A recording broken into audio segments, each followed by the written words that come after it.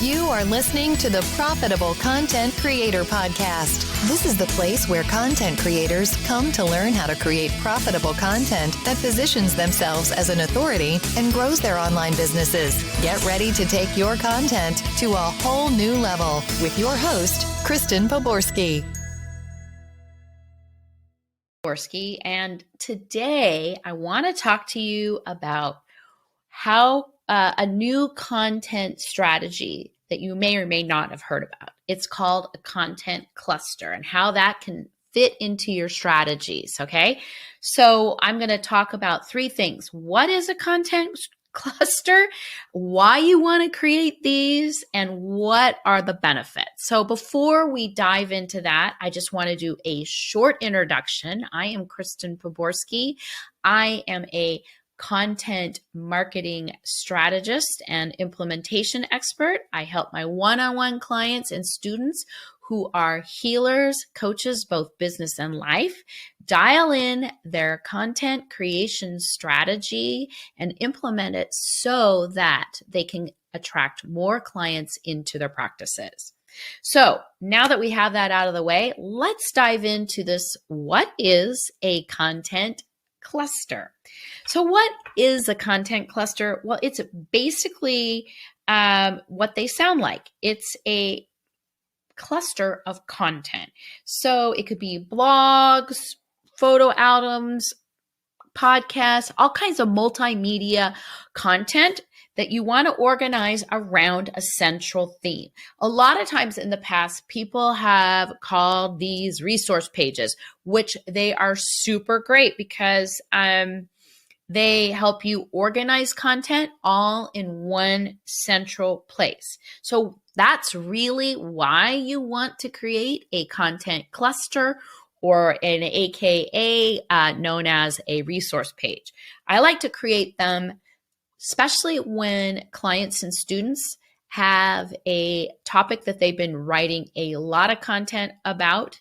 It's a hot topic and it is something that really aligns with what they're doing in their business. So it could be something that they're teaching or a service for a client. So it's a great way to get some SEO juice around it.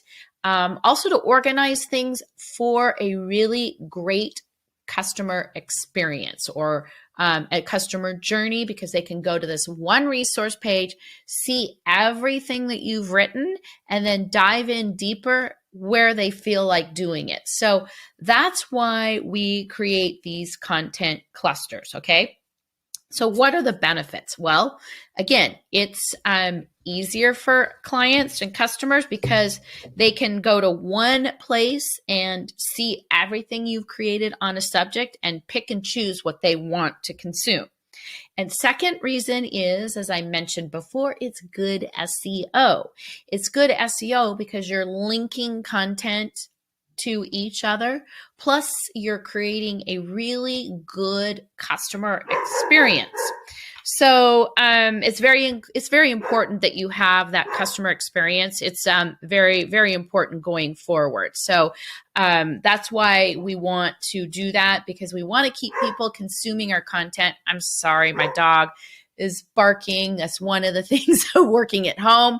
Sometimes dogs bark, but anyways, so it just creates a better experience. They can go to one place, see everything that you have, and you can offer different ways to get on your list, so you can build your list at the same time. So it's all a win-win, not just for you, but also for people on your site who want to learn more and get your help. Okay, so here I'm going to dive into number 3. Here is how do you get started?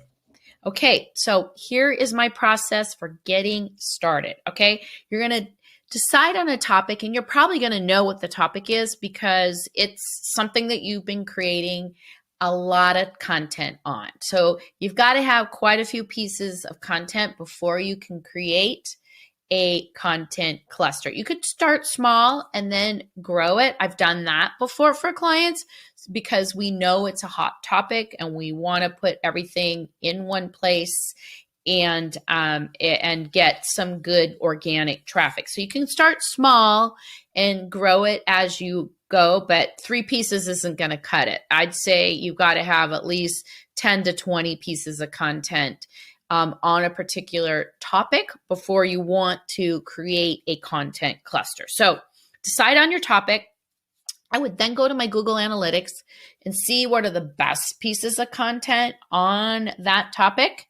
Make that list, then kind of look through where maybe you want to fill in because you might be light on when you start organizing it. So you may need to pull in some other content. It's totally okay to pull in other pieces of content that might not be trending as well, but you might want to take a few minutes and update it a little bit, just so that it's better quality, whatever. Updating never hurts. Then you'll use that list to create the outline and start writing your content. So you just have this nice outline, and I suggest, probably 3 to 5 main topics, and then organize all your blog posts underneath those topics, and then start filling in and then linking back to your content. So that's really how, you start creating a resource or content cluster. And it's really great to add in graphics. It breaks it up. So if you've got quotes, do that, add your videos. All those kinds of things really help break up these longer pieces of content and make it interesting for people to consume smaller pieces, because they may not want to consume all of it. There may be one topic inside of it that you've created this cluster that they want to just go right to, consume that content, and get more information. So now you know what a content cluster is, the benefits, and how to get started creating them. So to help you get started creating great content, I've created a guide, the Content Creators Roadmap to Profitable Content, that will help walk you through the steps that it takes to create content that's going to help build your practice by attracting more customers. You can grab it in the notes below. So I hope you found today's video helpful. And if you have, I'd love to have you leave me a comment. You've been listening to the Profitable Content Creator Podcast, where content creators go to learn how to take their content creation to the next level. If you love the Profitable Content Creator Podcast, we'd love for you to subscribe, rate, and give us a review on iTunes. Until next time.